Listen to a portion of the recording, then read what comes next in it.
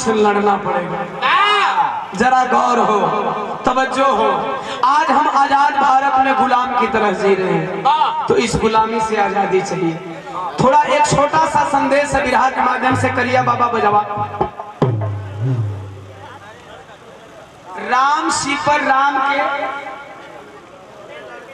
छोटे लड़के शिव कुमार, हम मुझे पता था 50 रुपया सादर जय भीम नमो बुधाय। उपस्थित जन समूह के कोट कोट समझ जो भाई जहां बैठे हैं 20-25 मिनट इस विधा को ध्यान से सुनेंगे। आ तो करिया तनी पावर ब्रेक न लगी।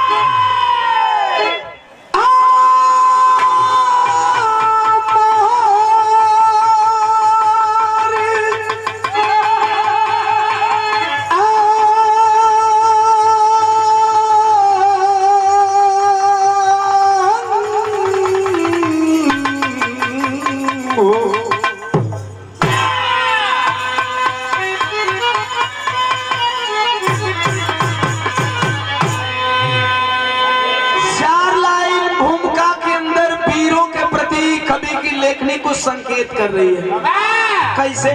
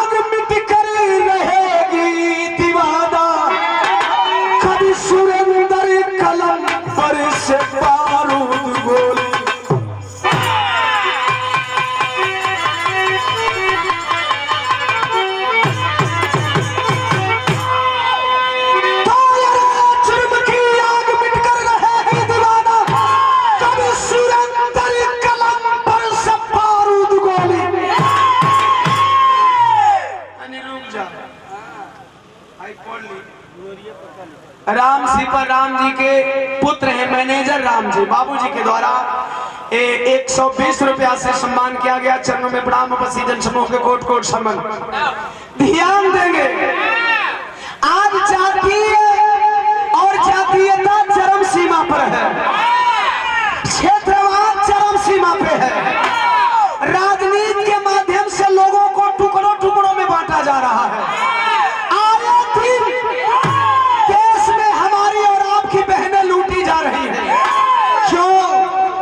कसूर क्या लूटने वालों का है? थोड़ा शांति।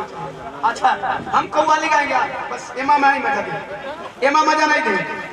अच्छा, पुनः हजारों रुपया दे करके सम्मान के खैनी वाला भी बोले कहाँ थे अजीत भैया? अच्छा चलिए ठीक है, फिर टाइम मिलेगा। हजारों रुपया दे करके सम्मान किए। बनारस में क्राइम ब्रांच में है हमारे अजीत भैया और आदरणीय नेताजी के छोटे भाई। एक बार जोरदार तालियों से स्वागत करते हैं। बहुत बहुत सा प्रणाम लगे। उपस्थित जन समूह के कोट कोट समझ जा रहा बिरहा का पॉइंट नोट हो। आज आए दिन इस देश में हमारी और आपकी बहन बेटियां लूट रही हैं। कसूर किसका है? लूटने वालों का नहीं, लूटने वालों का कसूर नहीं है, कसूर हमारा और आपका है।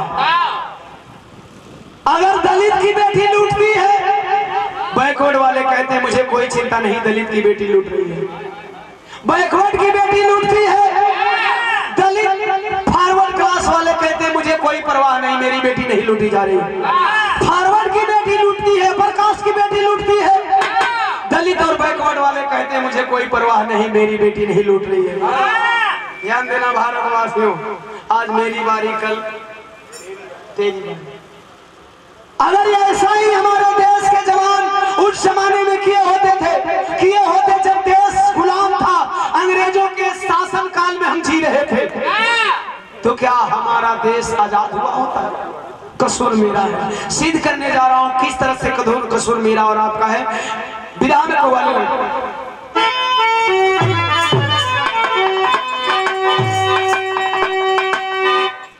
आज प्यार में धोखा मिलता है,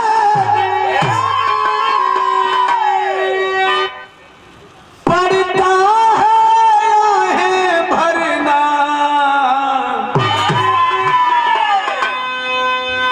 कि आज प्यार में धोखा मिलता है, अरे पड़ता है भरना।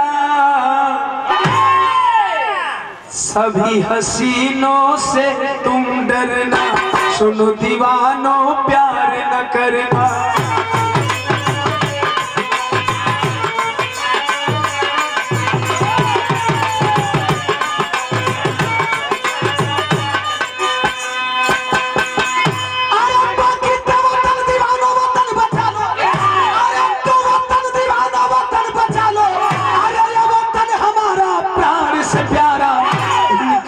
भी गूंजे नारा, ठंडा ऊंचा है हमारा।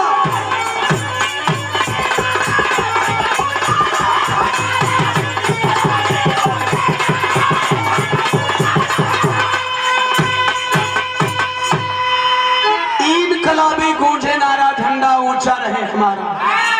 लोग बताते हैं 24 घंटा पहले बागी बलिया की धरती आजाद होगी। क्यों? आजकल वाला कुल हिजड़वा नाचत हो उन्हन के चलते, कि जो अपनी जान की परवाह नहीं की उनके चलते। बस यही सिद्ध करने जा रहा हूं इस बागी बलिया की धरती पे, बिरहा में जौहरी चल।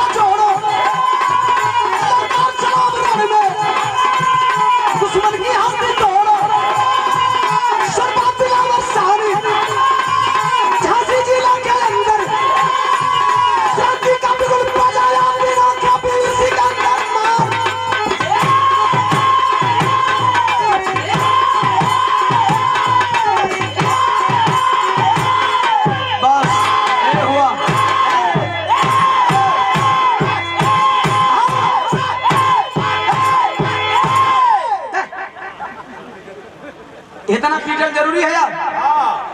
काहे लिए इतना पिटवाते हो? करिए, जोश आ गई है हमारा पार्टी में। जे भाई का जोश आवत हो, हमार हथियार लेके बानर पर जा जाए। तोहार हथियार जो काम ना करी काहे? एक नाली है बा, यही सके एक नलिए से न तू नलिया बनेला। काम कर दई, आजमा के देखो। चला पकड़ा हो भैया, सुनील भैया पकड़ी है। तू का करबो? हम इनके पीछे गोली भरम। अच्छा, आज सुनीले मिलना। नेहरू के टाइगर तो भैया। ए भाई, बिरहा की बात समझ ले। उत्तर प्रदेश में जिला चेंज हो जाएगा, प्रदेश से ही है। झांसी छोटे गांव बा, दीनापुर गांव का रहे वाली विधवा माई का एकलौता बेटा दिलावर सिंह। दिलावर अपनी माई का परवरिश करा था बुढ़ाई में। कोई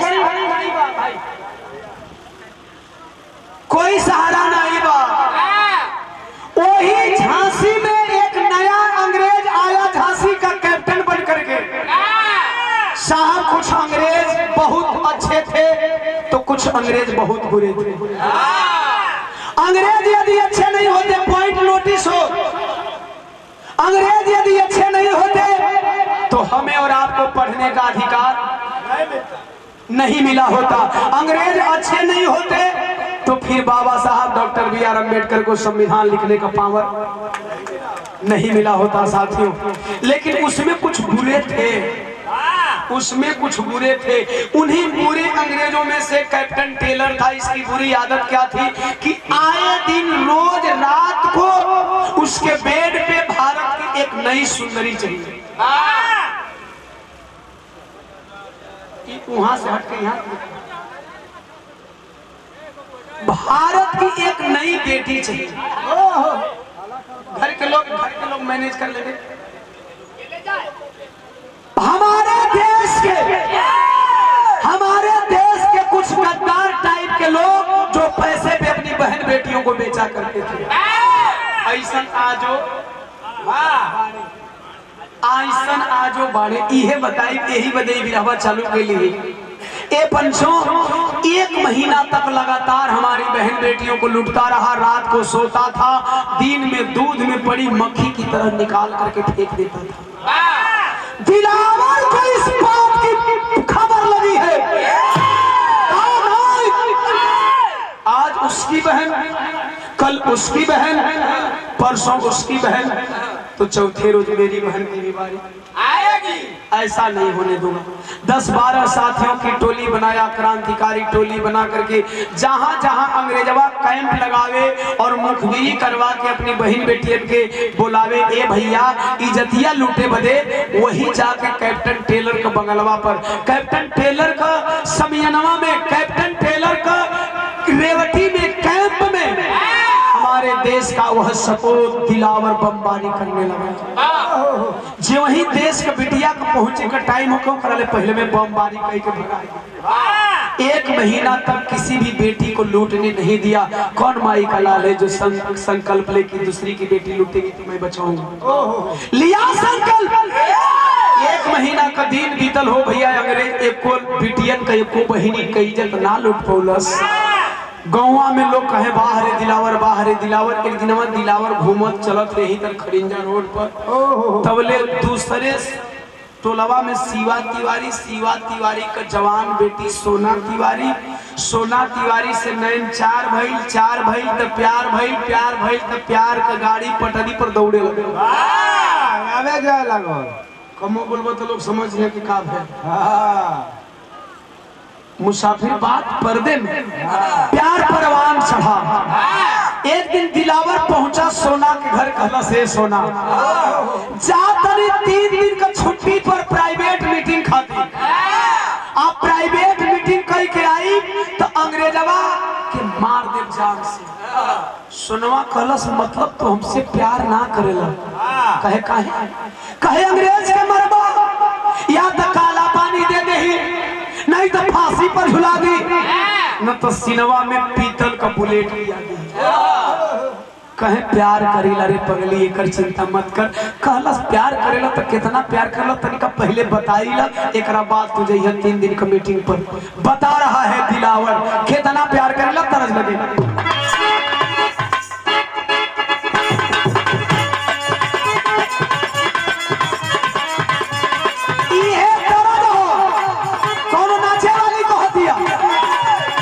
में आइल बानी सटम न जान,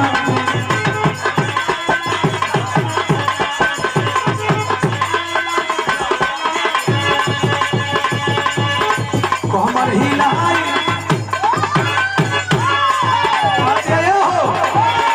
कमर हिलाई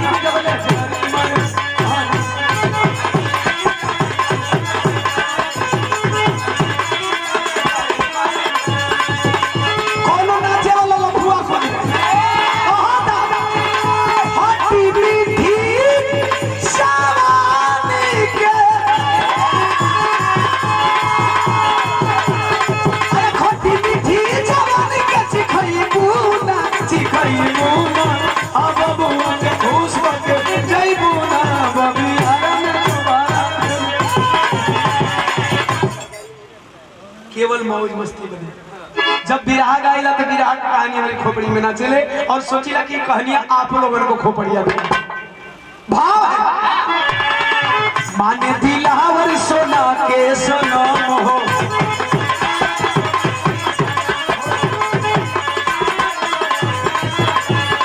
जिए मरे के साथ खैले कसम हो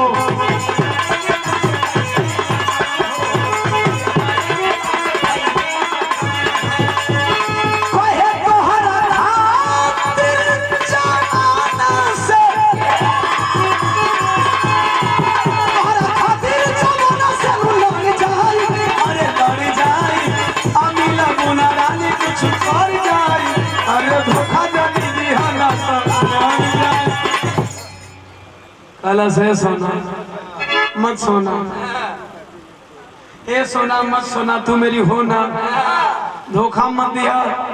उनका बुलेट से मरब चाहे ना मिलब तोहरे धोखा में मर जाए। कलश की इतना प्यार कर सोनवा, कलश की इतना प्यार कर कलश दिलावर हरे। तू तनी बताता सोनवा बतावे कहे तू ही हमर जान बड़ा।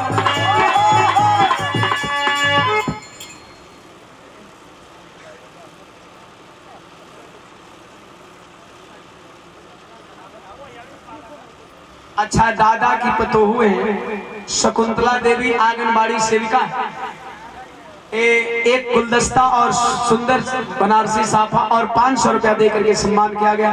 माता जी के चरणों में प्रणाम। उपस्थित जनसमूह के कोट कोट सम्मान आए हुए तमाम आवाम को जय भीम, जय भारत, जय समाजवाद और बहुत बहुत साधुवाद।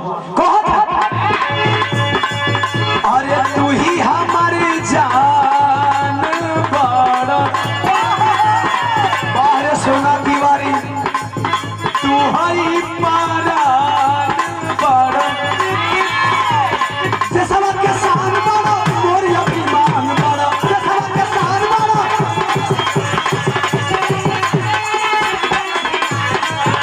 सोना ये तनी बात कलश तू ही हमार जान हुआ, कलश सुन सोनवा दबा बतावे।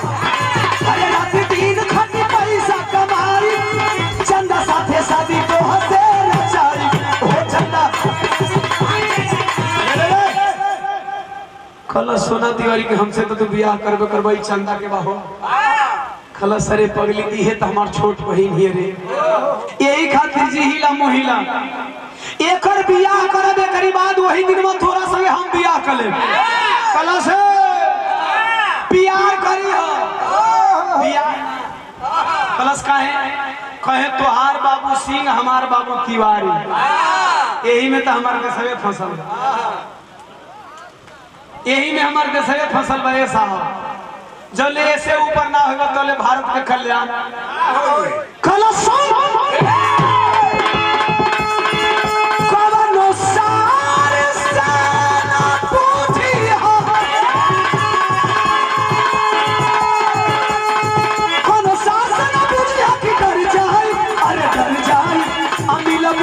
कुछ कर जाए, अरे धोखा दिया ना तो मर जाए।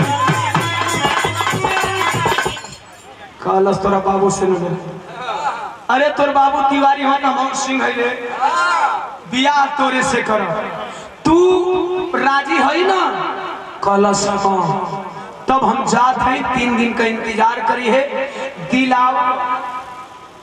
दिलावर गया 3 दिन की प्राइवेट मीटिंग पर। मना ऐसा कोई है व्यवस्थापक तो थोड़ा दूर कर दीजिए, बड़ा परेशान है। ए भैया सुना, लोग जब लोग मान चले जाते हैं तो आप दिलावर का चाँद है। आए हाय दिलावर घर से बाहर निकला, देखे बिरहा फसल था।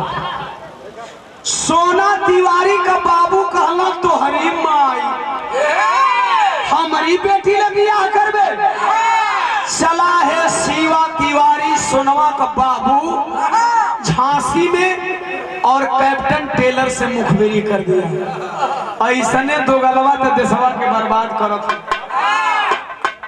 ऐसने दो गलवा देशवा के बर्बाद करत हो पंचो। शिवा तिवारी अंग्रेज से से बोला, साहब जानते हैं 1 महीना से आप किसी लड़की की इज्जत नहीं लूट रहे, इसके पीछे किसका हाथ है? मेरे देश का एक पागल सन की लड़का है दिलावर। अरे साहब उहे तोहार कुल प्लान फेल करेला। ए साहब का चिंता कैले हुआ? 1 महीना का बदला 1 दिन में चुका।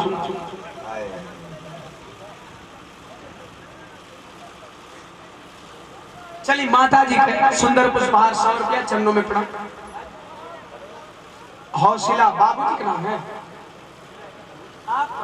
हौसला माता जी आपके द्वारा 100 रुपया चरणों में प्रणाम। उपस्थित जन समूह के कोट कोट सम्मान आशीर्वाद में शांति श्री दुलार का मांग बतनी टाइट रह कर पलवा हमेशा चढ़ लगे। जब अगल बगल लोग डिस्टर्ब करते हैं तो आप लोग एकदम चढ़े, वो चीज हमें समझ में नहीं है। तो आखिरकार दिलावर का बतिया बतौलस कल साहब, दिलावर का घरवा में दिलावर का जवान बहिन चंदा ही उठा वो करी जतिया लूट लो, मर जाई शर्म कमा। कैप्टन टेलर बोला ठीक है जाओ, कर दिया मुखबिरी।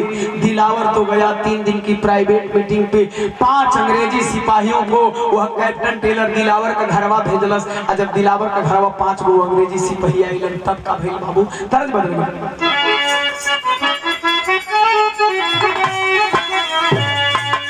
कि बबुआ के अरे पता पूछे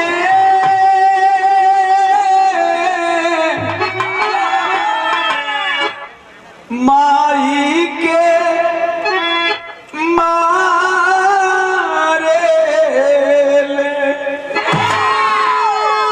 बबुआ के अरे पता पूछे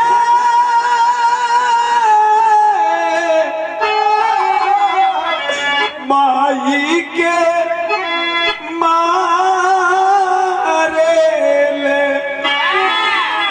जब पता अरे पतवली ना हाई दुनु आखनी सारे ले। बता तेरा बेटा कहाँ रहता है? नहीं मालूम।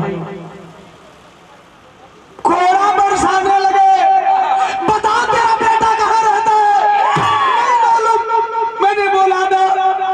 गुस्सा में लाल अंग्रेजवा चाकू निकलन, दोनों अखियां निकाल के अंगनवा में नचावे लगला। माँ चीख पड़ी, और जब माँ चीख पड़ी तो क्या हुआ?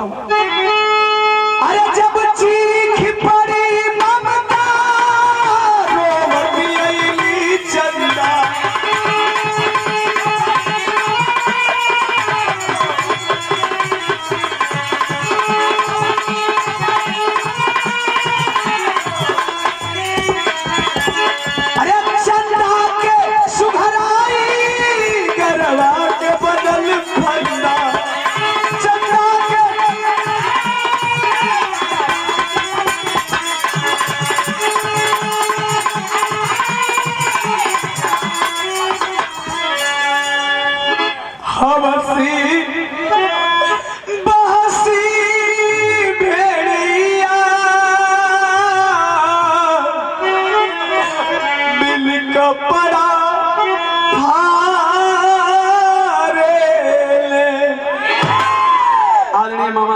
आसाम से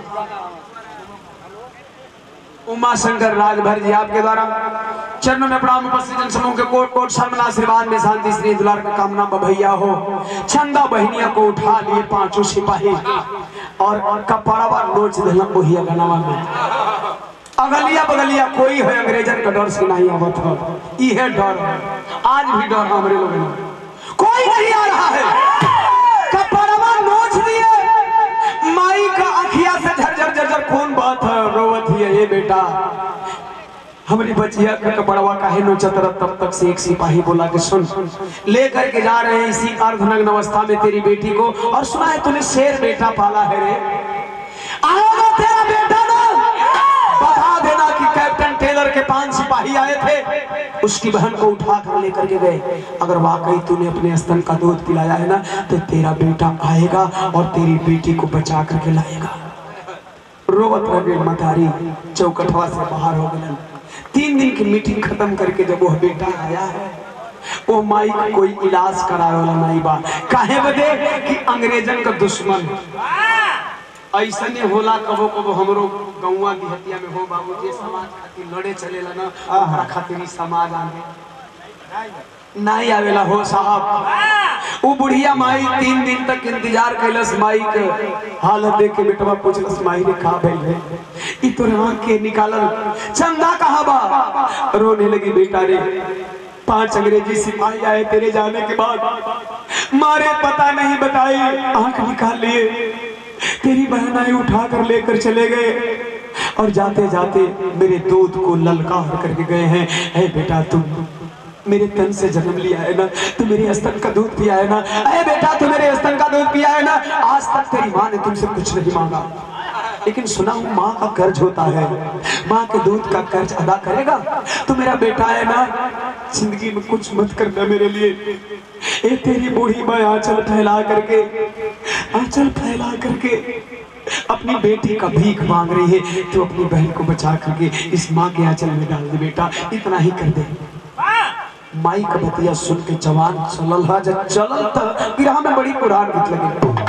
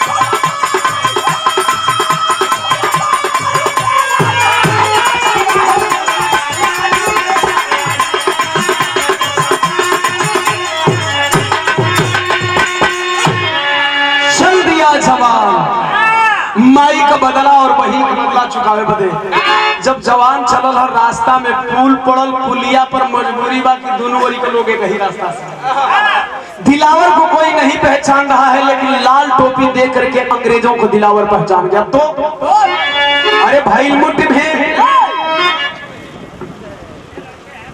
अच्छा दादाजी के छोटे सुपुत्र हैं, पूज्य बाबूजी के द्वारा सुंदर पुष्पहार और इस भाव पे 200 रुपया देकर के आपने सम्मान किया, बहुत बहुत सपराम लगी भैया का। अरे भाई मुठ भेड़मी ने गोरा फिरंगी, तवल्लहु में लाल की या लाल रड़ी रंगी।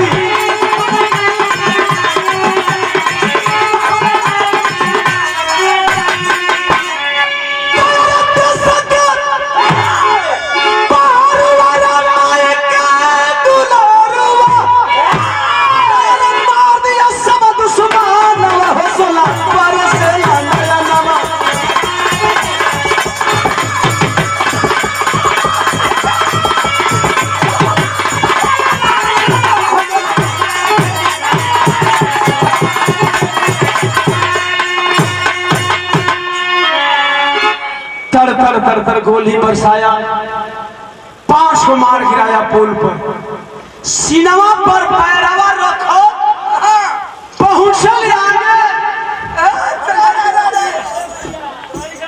अरे भैया ये अंग्रेज ना हम, ये अंग्रेजों का जीजा हम। अरे वाह, उदय मौके से बोले अंग्रेजन का जीजा हूँ।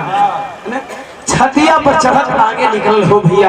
और जब आगे निकला तो सोचने लगा कि आखिर मेरी बहन है कहाँ। पूरा झांसी में खोजत था, झांसी में खोजत हो बाबू, खोजत खोजत एगो कैंप लगल बा, एगो समियाना लगल बा। वही समियाना के करीब पहुंचल। जब समियाना के करीब पहुंचा है वह जवान, तो अंग्रेज 3 दिन इंतजार करने के बाद बोला अब नहीं आएगा, अब नहीं आएगा इसका भाई।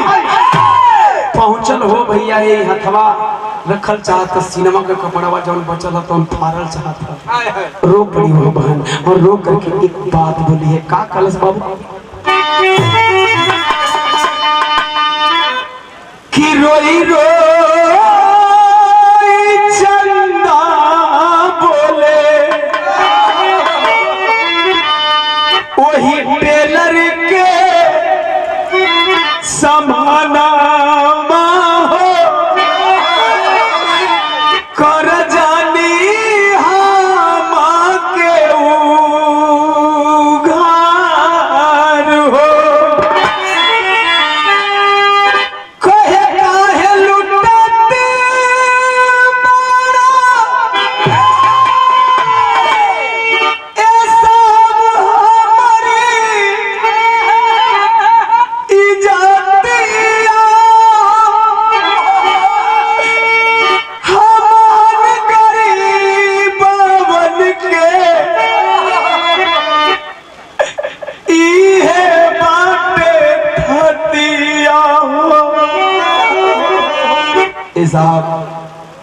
गरीब के इज्जत टिकाऊ होला, साहब बिकाऊ ना होला।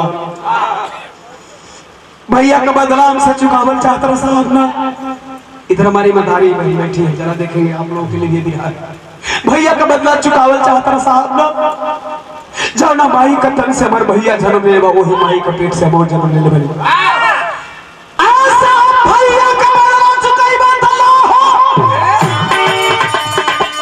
भाई के बधाई हमसे चुकाई बता, हमारा के गोली से मारो हो।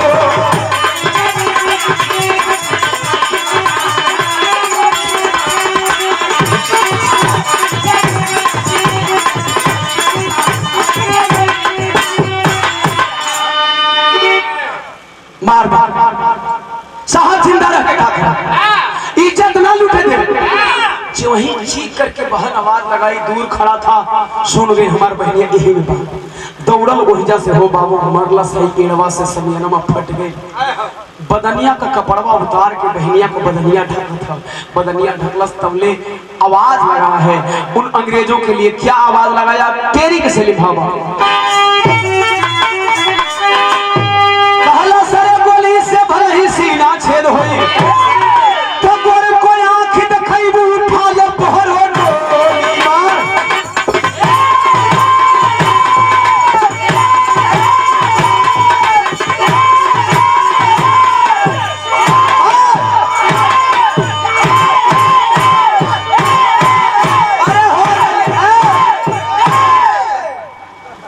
इनके फरबा मंगवा, इनका नियत कबो कबो जब लड़की देखल तो बिगड़ेला। इनके पिघले का राज बता दे, बता देता। ये बजे पीटत हो कि हमार फट जाई तो सरोज को तो और फार के तब उनकर बजाए लगे, और हम न फारे दे न उनकर बजाई बात। अरे यार कतनो मर यहाँ फाटे जिंदी कोई को चपल नहीं। हम मना में कह दे भैया। आखिरकार ललकारा है जवान, तब तक से अंग्रेज आदेश कर दिया। और जब अंग्रेज आदेश के लिए तो हमारा बिरहा में आखिरी गीत लगे थे कन्या होता।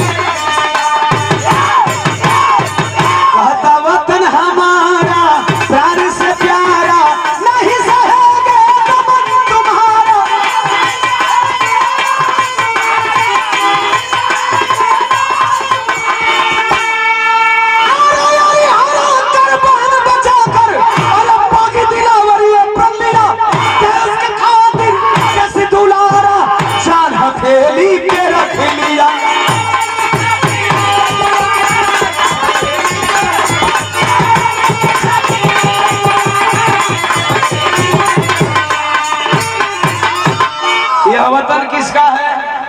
हमारा। यह वतन उनका नहीं हो सकता जो अपना झंडा ऊपर और देश का झंडा नीचे फहराते हैं। कभी कभी मुसाफिर बात पर्दे में समझ लेना चाहिए, क्योंकि मंच राजनीतिक नहीं है, फिर भी कुछ न कुछ बोली के जाता हूँ। सामाजिक मंच है, पारिवारिक मंच है। उनका देश नहीं हो सकता जो कभी तिरंगे झंडे का सम्मान नहीं किया। तिरंगे झंडे का जो सम्मान करते हैं देश उनका है। और ऐसे गोरा फिरंगियों को, गोरा तो चले गए लेकिन अभी काले अंग्रेज बाकी हैं। काले अंग्रेजों से मुक्ति आपको कब मिलेगी आपको सोचना, इसलिए मैंने कहा आजादी खून मांगती है। बिरहा पड़ाव पे है, खड़ा है, गौर करेंगे। बिरहा का पॉइंट बताओ थी हो भैया, आखिर तर मार के बहिनिया के बचाए के कुछ अंग्रेज मरेला, कुछ अंग्रेज भगला। भागने में कैप्टन टेलर भी शामिल था, यानी मेन दुश्मन मारा नहीं गया है। लेकर के बहन को बचा करके गांव के करीब आया है। जब गौवा के करीब आइलस तो देखलस कि गांव से 12 गो बूढ़ कंधा पर अर्थी रख के, जिंदगी में पहला बार गांव से खाली 12 गो बूढ़ वो अर्थी ढोत निकलत हुए। नहीं तो गांव से अर्थी निकलेला तो जवान बूढ़ लड़का लड़की औरत सब। क्यों?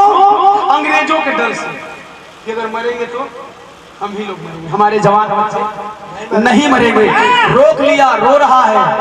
कहे रोआ तारा लोग? केकर माई कर, केकर भौजाई कर, केकर भाई कर लाश लेके जाता लोग। गौवा का और लोग कहाँ बड़े? कोई नहीं बोलत था। एगो बाबू झरझर रोत हो देख के पगला के कहा बाबू काहे रोत हो? नाराज हुआ? हम कौनो गलती ना करीला, हम खाली देश का बहन बिटियर के बचावे बदे क्रांतिकारी बनले बाबू।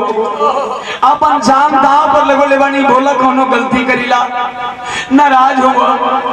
बुढ़वा बाप कलस पगला हम काहे नाराज मेरी? तू देश का सपूत है, तोरा जैसन बेटा पर नाज बा। नाराज तो से तोर माई हो गई बा, नाराज होके बहुत दूर जात बा। इ कन्हैया पर तोर माई का लाश बा। वो बेटा बहुत बड़ा माँ, कुछ देर तक इंतजार कर ली होती तो तुम्हें पता होता कि तूने शेर बेटे को जन्म दिया है। मैं अपने बहन की आबरू बचा के लेके आ रहा हूँ माँ। देखती कि तूने अपने शेर बेटे को दूध पिलाया है।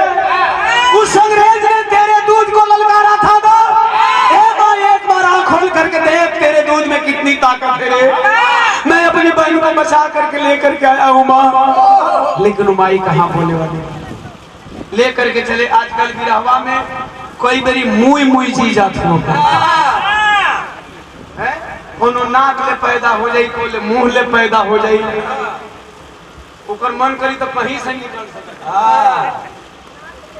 हाँ, जब ओके निकलहूं कह के हेऊ तो निकल नहीं बंद भइल बा, लेकिन अब इन किताबिया में हवा में बिरहों में रोज कुल बिरहा का मनवादी पैदा करत है। के समझावे इन हम लोगन को? गौर करेंगे। रंजय बाबू बदलपुरा से 100 रुपए इस भाव पे सादर जय भीम नमोबुधा उपस्थित जन समूह के कोट जरा पॉइंट पे नोट करेंगे। लेकर के चला है शमशान घाट पे, माई का चीता सजल है, परिक्रमा 3 गो लगौले हो। तबले बहिनिया चंदा आवाज लगाई भैया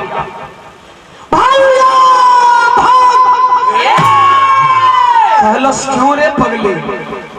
कहलस देख होने अंग्रेज धूल उड़ावत आवत हो रे भैया, ई तोर पीछा कैले आवत हो भैया, भाग जो। आज बच जाओगे ना तो हैसन माई को कई गो चीता में आग लगला से बच जाए। बहिनिया का पतिया सुन के कहलस करे हम तो भाग जाई, लेकिन माई का चीतावा में अगिया के लगाई रे पगली। तो बता रही है भाई, का बतावे? भाव बता रही बढ़ी जा और बढ़ा।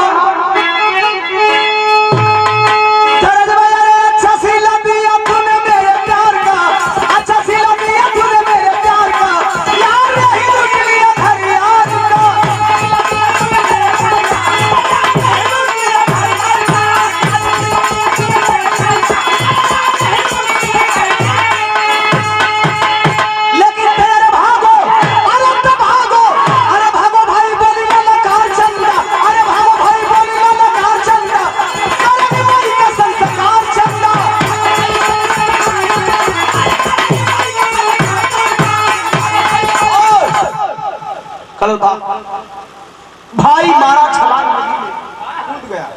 नदी के रास्ते भाग रहा है, कहाँ गया छोड़ दीजिए कुछ टाइम के लिए। अब बहन के साथ क्या करते हैं अंग्रेज, तबले घेरवा लो, घेर के क्या किया,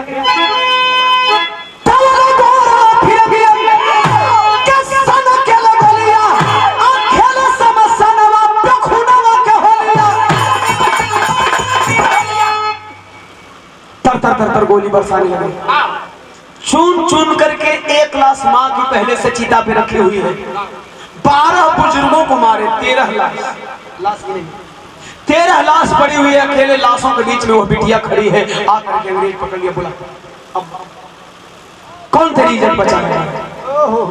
खलस क्या बोले साहब, कहे तेरी इज्जत कौन बचाएगा? खलस अब मैं भारत की बाला हूँ, चाहूंगी तो लुट जाऊंगी और चाहूंगी तो टूट जाऊंगी,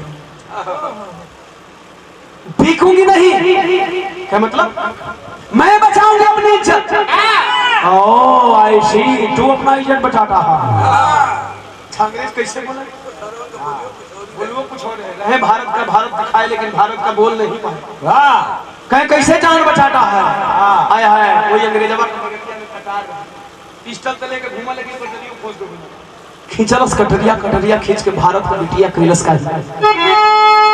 अरे तबला सीने में उतारी है कटार चंद्र, अरे सीने में उतारी है कटार चंद्र, करम माई का संस्कार चंद्र।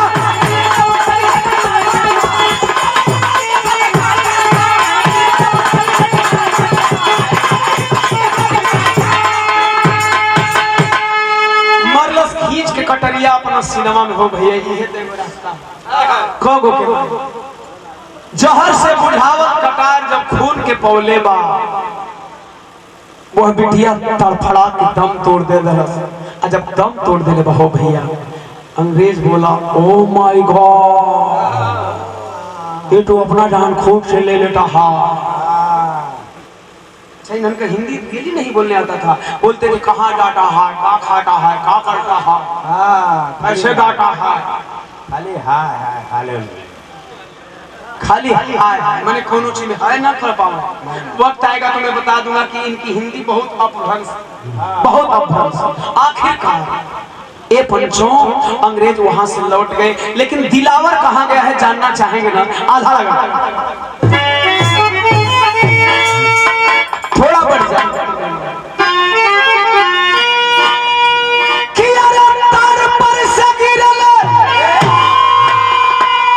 पुरानिया लोग कहावत कहेला कि अरे तार पर से गिरले तो एक खजूर पर अटकले भैया।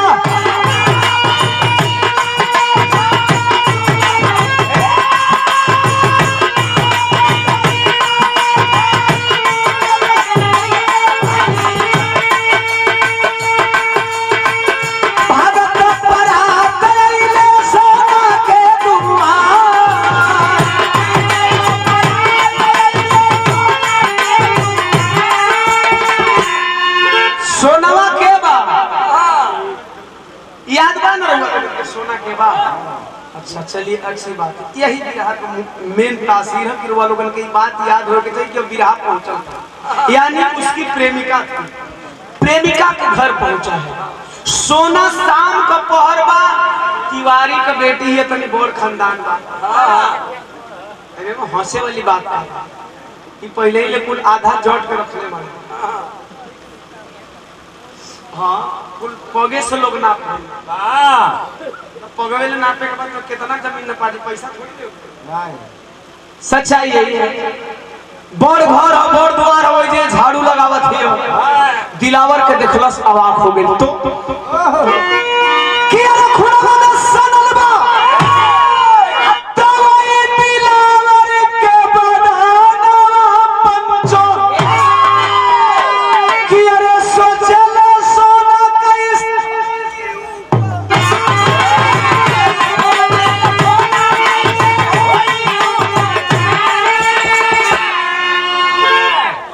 बैटरी लगावा हो।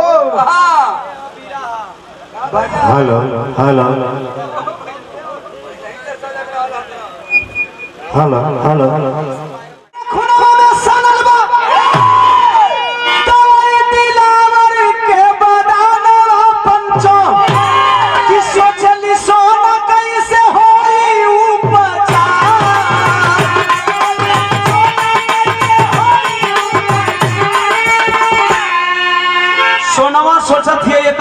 से लथपथ हुए कर उपचार कैसे करी। दिलावर बोला है सोना पापा को कह करके डॉक्टर बुला दो, वैद्य बुलवा दो, मैं बहुत घायल हूँ। इतना कहता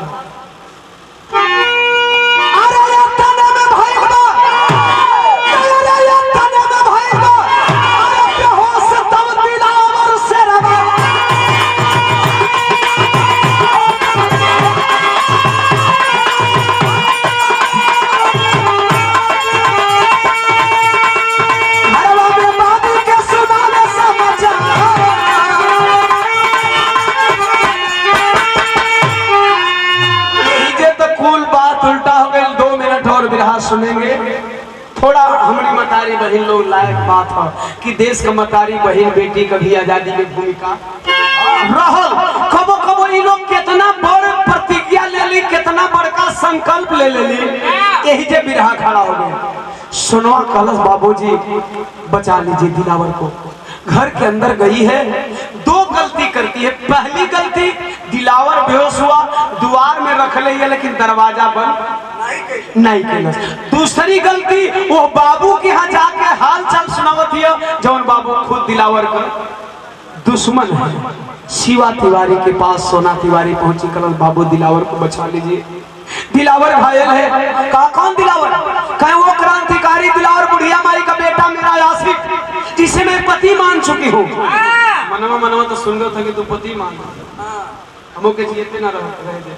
ठीक है ठीक है, कोई दिक्कत नहीं, जाओ तू दिलावर को देख और मैं जा रहा हूँ डॉक्टर बुलाने। सोनवा बड़ा खुश भैया कि बाबू नीचे बाबू जात बना डॉक्टर बुलावे। दिलावर लेटा हुआ है, बेहोश है। दुआरिया तक सोनवा पहुंचल तो ले सोना का बाबू शिवा तिवारी सोनवा कमाई से कला सुना करो हो सोना कमाई भगली हे क्रांतिकारिया पर मोही थी। बियाह करल चाहे लेकिन बियाह ना हो। जाना था रुका है ये क्रांतिकारी हो, ये दूसरा बिरादर का हो। सोनवा कमाई कलश का पगड़ा प्यार जात पात ना देखे। अरे वो इंसाने है ना, कहना एकरा पर 25,000 रुपया इनाम रख ले बाने अंग्रेज।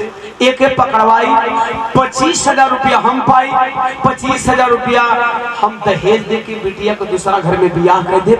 अजानत हो सोना कमाई एगो बतिया तो छुपाई के रख ली रे। जनतरी काले परसों को बतिया है, मुखबिरी कई के एकर माई का खिया निकलवा लेनी, एकर बहनिया का अपहरण हम ही करौली। आज जाए डॉक्टर बुलावे का बहने एकरा के हम ही पकड़वाए। सोनवा कलश ओ ते हिजा खिचड़ी पकड़ दुआरिये पर खड़ा होकर सुना थे कलश पहले पपियू निकलत, पहले निकलत पहले निकलत मना करती रही सोना की माँ। निकला है सोना का बाप। सोनमा दौड़त दूसरे घर में तंतनाए के खूटी पर बंदूक टांगल में उतार के आके बाबू का समनवा सीनवा पर जब बंदूकिया रखलस हो भैया, बंदूकिया के देखते लगल शिवा तिवारी गनगन गनगन गनगन गनगन गनगन गनगन कापत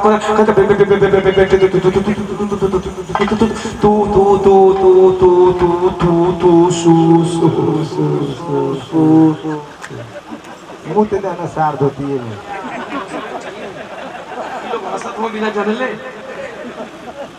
कोई तो से चलाक ना लगा था का तुम लोग से ढेर चलाक हुआ। अब बढ़िया से ना जानना जरूर से बता नती हाथी धोती गीला कलर बाबू कैसन कहीं बेटी मत करो गोली मारो कहे क्यों मारेगी क्यों मारेगी। गरज करके जरा इधर हमारी बहनें बैठी हुई माताएं बहनें गरज के कलश का कहे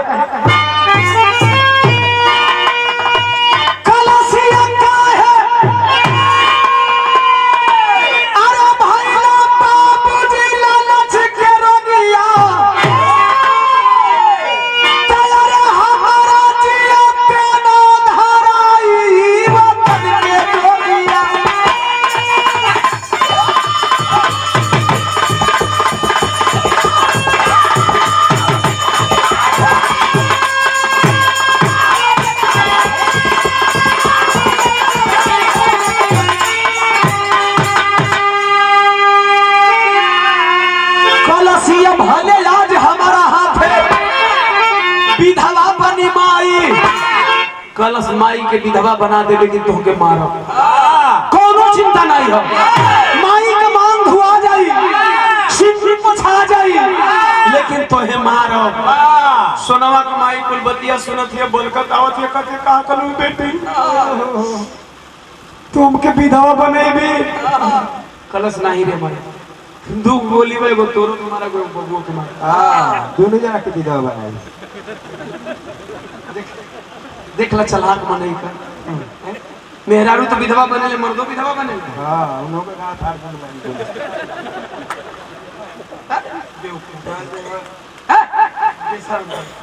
कलश नहीं रे पगड़ी तू नहीं जान पाई रे, तू नहीं जान पाई।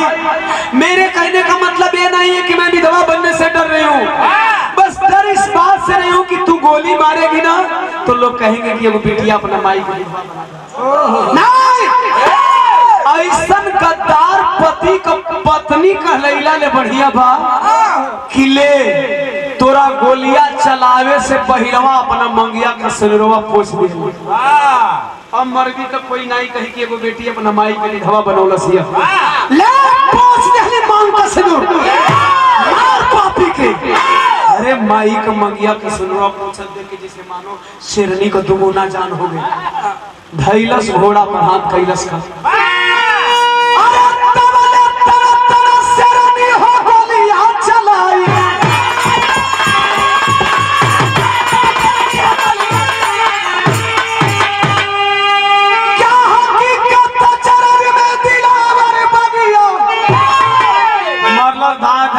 गोली बाबू को सिनेमा में लोट के गोल हिलावत हो, फलबल फलबल खून फेंकत हो।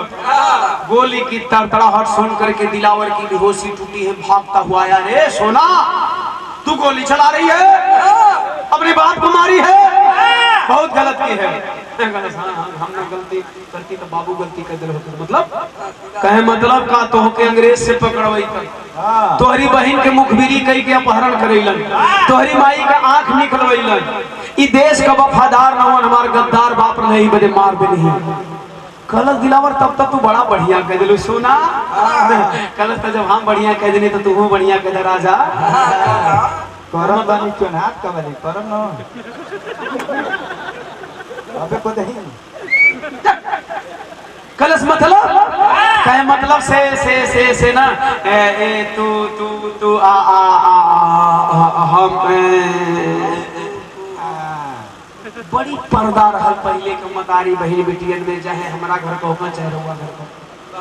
आजकल पर्दा नहीं खे, आजकल पहुंच है नगरा गढ़वार मोड़ पर नारियल पानी ले लिया। गढ़वार मोड़ पर एक गढ़वार से गढ़वार का रास्ता, हाँ गढ़वार के लिए जाता है। गढ़वार नहीं पता है। अच्छा चुप रहो फिर हम एक ही नारियल पानी में दोनों पाइप लगा के सुर सुर पी। अगल बगल कोई आ गई लड़का बता दे लड़का शर्मा था लगी कहीं इसमें शर्माने का कहा, सीधा बोल दूंगी कि you are my husband I am your wife. पहले हया शर्मा थी ऐसे सारा करते कि अब काम कर लो। माई कलश है बेटा अपना बाप के मार धलस, तू बारात सजा कही बत अब के तोहरे बारात का सेवा करी। मांग भर दे कर खून का खतरा उठाया दिलावर मांग भरा है। जब मंगिया भरलस कलश सासु में बियाह तो कहल है लेकिन बियाह वाला और कोई क्रियाक्रम न होई। काहे बेटा अरे बारे सासु अम्मा तोरा के थोड़ी कहता वो ये दिलावर में कहला। अच्छा दिलावर का सास कहली तो तू दिलावर का सास हो नहीं। हां भैया खत्म का पुराना भर देला काम दे नहीं काय को पुराना बुलेट वाला भरला। हेलो मांग भरलस दुल्हनिया सॉरी सोनवा कलश सुना हो। अगर जब हम तुहार दुल्हन हो गई तो तुहार सपना हमार सपना, हमार सपना तुहार सपना। चलो कहाँ लेके चलबा कह हमार दुश्मन अभी जिंदा हो। बगल में दोनों पति पत्नी पिस्टल लिए, जब पिस्टल लिए तब अरे मार पिता को सोना से चली दिलावर संग में। अरे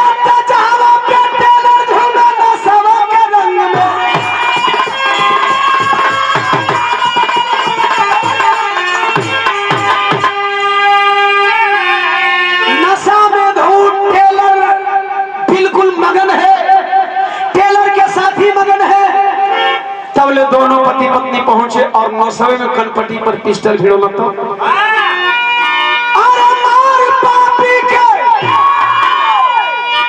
तैयारे चपलन जाहिद की रगिया ता हमारा जिया तेरा धराई वतन के जोगी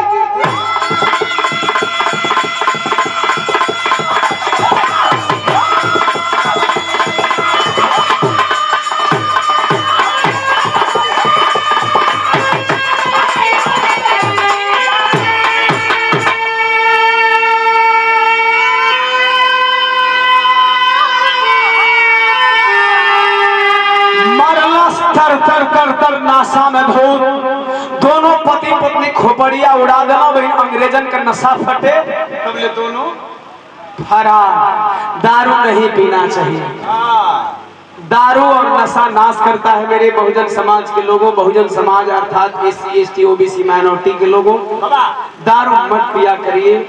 दारू पियला में बड़ा बवंडर हो जाला। नशा में भूत अंग्रेज मारा गया और जब तक नशा टूटे बाकी साथियों का हमारे दोनों देश के क्रांतिकारी वीर और वीरांगना पहुंचे शमशान घाट पे। मरे हुए लोगों का अंतिम संस्कार के विरह का अंतिम लाइन कवि को लिखना पड़ा। बोध छत्री साहू फूल पेरियार का देश